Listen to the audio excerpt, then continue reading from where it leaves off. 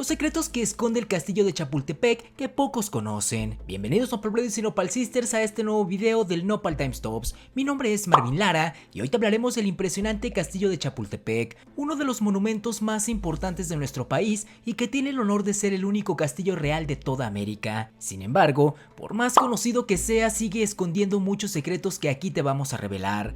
Por ejemplo, ¿quieres saber qué lo hace único en América? Pues quédate atento a este video que aquí te lo diremos. Para la elaboración de este video, nos basamos en información publicada por el Museo Nacional de Historia, un reportaje publicado en Cuadratín Noticias, así como artículos de El Universal y la publicación El Alcázar de Chapultepec, residencia imperial, del sitio Grandes Cosas de México.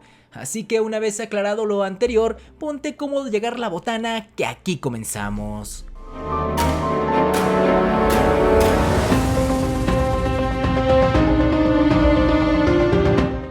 Número 1. Chapultepec antes de la llegada de los españoles. La importancia de Chapultepec en la historia de México existe desde antes de que se construyera un castillo en la cima. Chapultepec procede del idioma náhuatl, chapul, que quiere decir saltamontes, y tepetl, cerro o montaña, que significa el cerro del Chapulín.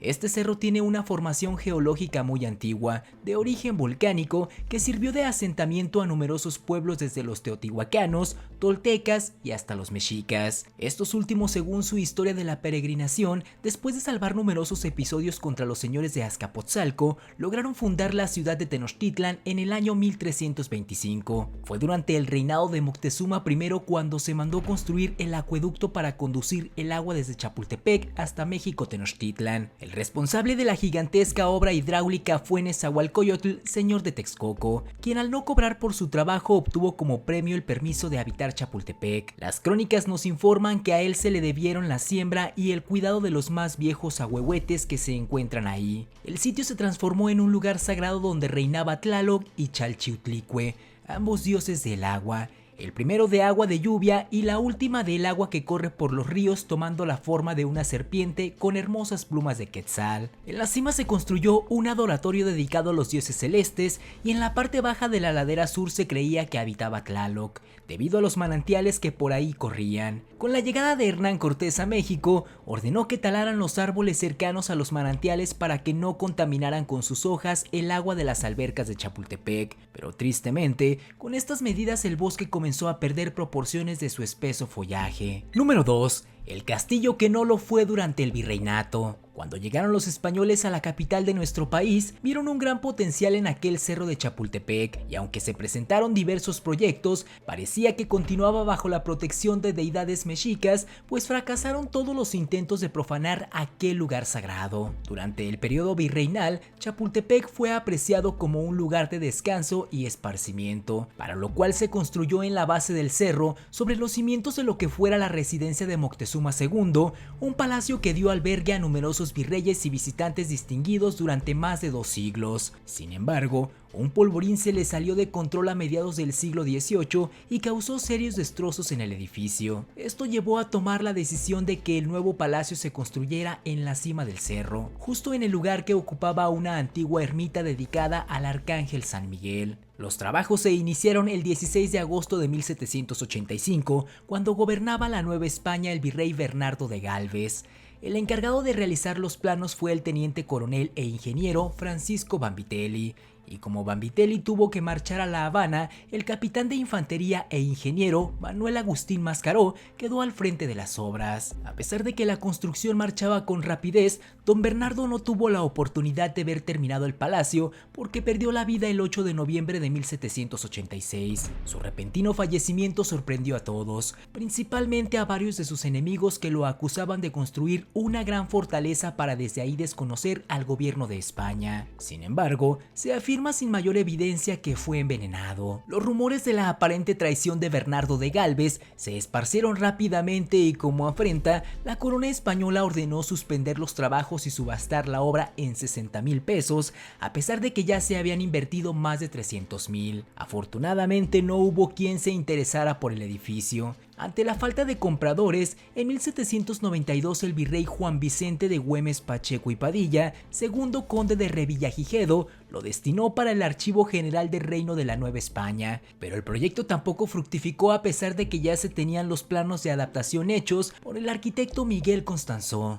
Número 3. El Alcázar de Chapultepec durante la independencia de México. En este punto debemos tener claro que la construcción realizada en Chapultepec no podía considerarse como un castillo, pues era en realidad un palacio fortificado. El explorador Alexander von Humboldt visitó el sitio en 1803 y en su libro titulado Ensayo político del Reino de la Nueva España condenó el vandalismo de los ministros de la Real Hacienda que en nombre de la economía empezaron a vender en subastas los vidrios, puertas y las ventanas del edificio, dejándolo expuesto al embate de los vientos. El edificio finalmente fue comprado en 1806 por el gobierno municipal de la Ciudad de México, gracias a lo cual el bosque y el palacio se salvaron casi de milagro de pertenecer a un particular. Durante la etapa de la independencia de 1810 a 1821, el edificio estuvo abandonado y no fue utilizado ni por insurgentes ni por realistas, y solo fue ocupado hasta varios años después, en 1833. Número 4.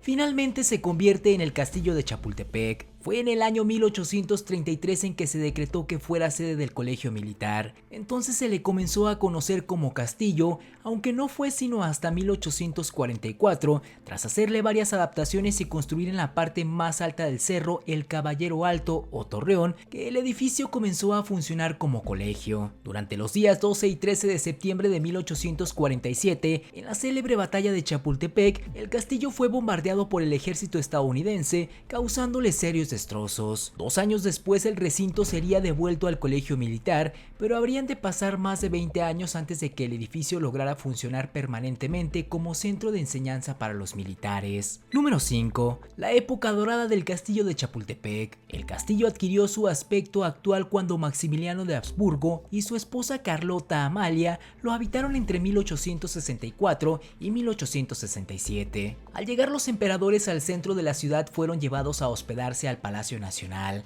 Esa primera noche, como ya muchos saben, el segundo emperador mexicano tuvo que dormir en una mesa de billar, ya que su cama se encontraba infestada de chinches. Maximiliano nunca terminó de entender cómo había sido posible que los mexicanos los recibieran con música, comida y tantos presentes, pero no fueran capaces de darles un lugar decente donde dormir. El inmueble fue acondicionado como palacio por el arquitecto mexicano Ramón Rodríguez Arangoiti y los jardines rediseñados por el botánico austriaco Wilhelm Nichtel. Mientras tanto llegaban de Europa muebles, vajillas, óleos, mantelería y demás artículos para la pareja imperial. Todas las mañanas después de pasear por el bosque a caballo acompañado de su secretario personal y en algunas ocasiones de la emperatriz Carlota, Maximiliano I admiraba desde los balcones del castillo el lago de Chapultepec, el Popocatépetl y el Iztaccíhuatl que adornaban el valle de su nueva patria. Esta vista lo hacía recordar su antiguo castillo en Italia, al que amorosamente llamaba Miramar.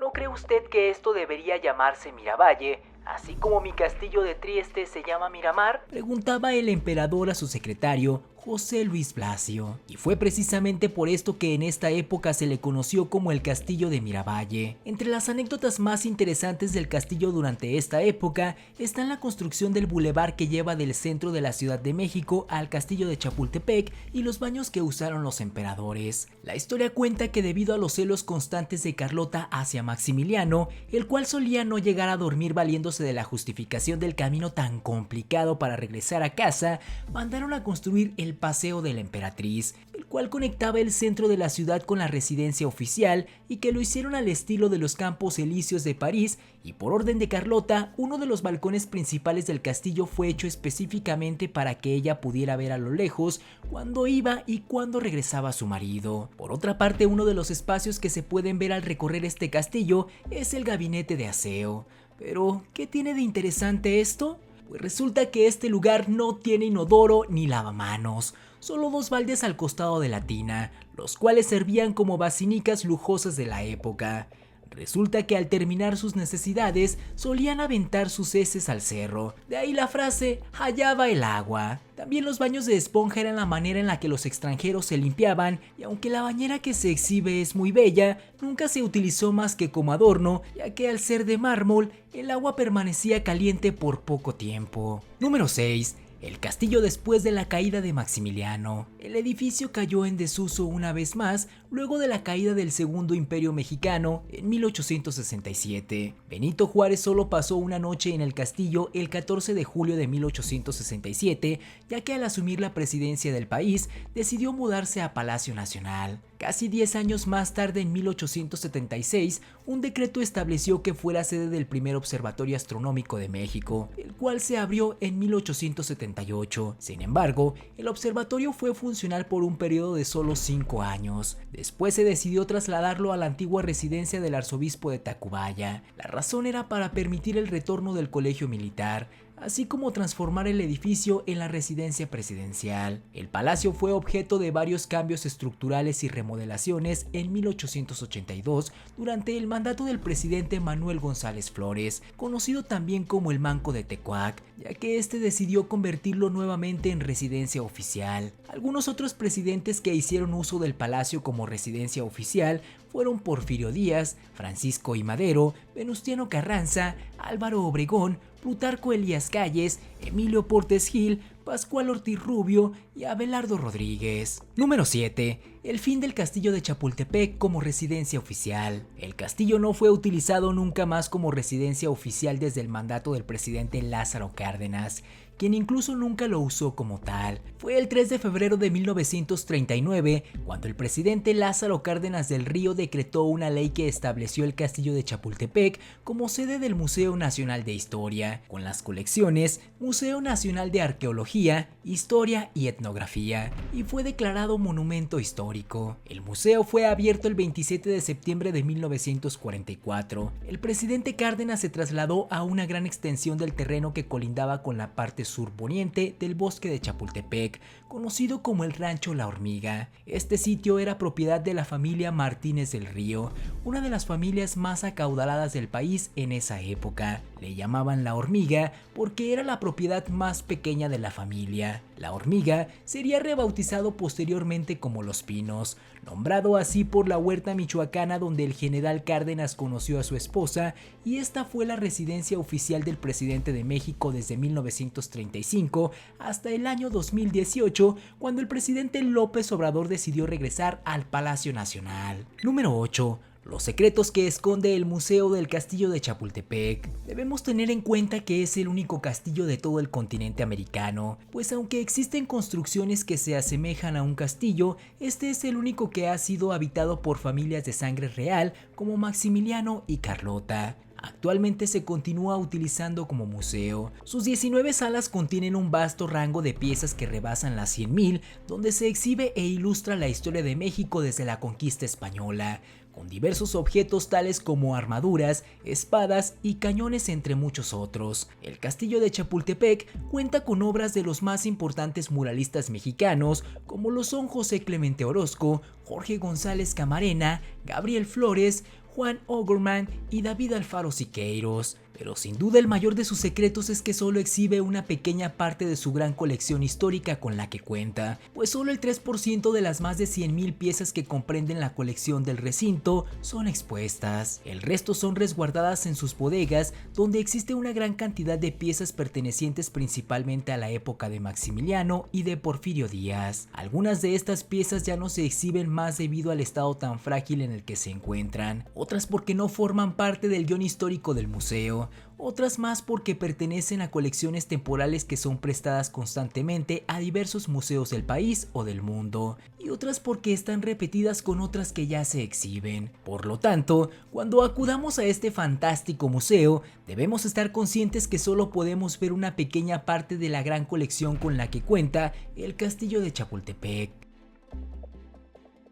Muchas gracias Nopal Brothers y Nopal Sisters por ver nuestro video, y como siempre la opinión más importante es la tuya, por lo que te pedimos que nos dejes en los comentarios de qué otra construcción emblemática del país te gustaría que habláramos. Estaremos muy atentos para leer lo que nos escribas. También queremos agradecer sus comentarios llenos de buena vibra que nos escriben y que nos motivan a seguir con este gran proyecto.